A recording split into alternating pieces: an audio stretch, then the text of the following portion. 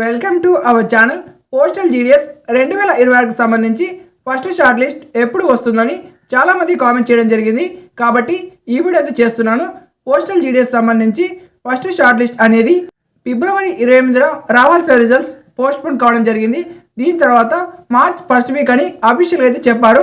March first week అంటే present అయితే ఇప్పుడు మార్చ్ 6, రేపు మార్చ్ 7, మనకు ఎక్స్పెక్టెడ్ డేట్ వచ్చేసి మార్చ్ 7, రెండో ఎక్స్పెక్టెడ్ డేట్ వచ్చేసి మార్చ్ 10. ఎక్కువ సార్లు సాటర్డే రాకపోవచ్చు, బట్ కొన్ని టైమ్స్ అయితే సాటర్డే కూడా షార్ట్ లిస్ట్ అయితే ఇవ్వడం జరిగింది. కాబట్టి టుమారో రిజల్ట్స్ రాకపోతే ఇక మంగళవారం అనగా మార్చ్ 10న ఈ యొక్క ఫస్ట్ షార్ట్ లిస్ట్ అయితే వస్తుంది. కాబట్టి ఛానల్ని సబ్స్క్రైబ్ చేసి బెల్ ఐకాన్ క్లిక్ చేసి ఆల్ నోట్స్ క్లిక్ చేయండి. ఏ క్షణమైనా రిజల్ట్స్ రావచ్చు. టుమారో రిజల్ట్స్ రాకపోతే మార్చ్ 10న రిజల్ట్స్ అయితే వస్తాయి. తెలంగాణలో హై కటాప్ ఉన్న కొన్ని సర్కిల్స్ అయితే చూద్దాం. అందులో మెయిన్ వచ్చేసి హైదరాబాద్, వరంగల్. ఈ సర్కిల్లో అప్లై చేసిన వాళ్ళకి కటాప్ అయితే వెరీ హైగా ఉంటుంది.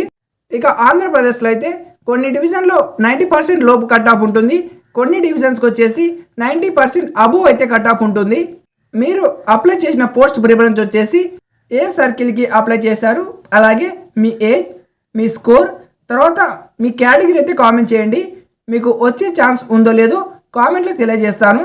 ఈసారి మహారాష్ట్ర, తర్వాత నార్త్ ఈస్ట్ వచ్చేసి ఇక్కడ స్టేట్స్ వచ్చేసి కొంత కటాప్ తక్కువగా ఉండే అవకాశం అయితే ఉంటుంది.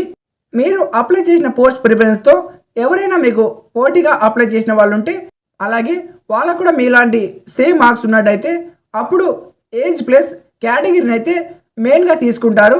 కాబట్టి మీ ఏజ్, మీ స్కోర్, మీ కేటగిరీ, అలాగే మీరు అప్లై చేసిన సర్కిల్ని కామెంట్లో కామెంట్ చేయండి. రిజల్ట్స్ టుమారో ఏ క్షణమైనా రావచ్చు. ఒకవేళ రేపు రాకపోతే ఖచ్చితంగా మార్చ్ 10 అయితే రిజల్ట్స్ వస్తాయి. కాబట్టి ఛానల్ని సబ్స్క్రైబ్ చేసి బెల్ ఐకాన్ క్లిక్ చేసి ఆల్ నోట్స్ క్లిక్ చేయండి. షార్ట్ లిస్ట్ రాగానే వీడియో చేస్తాను.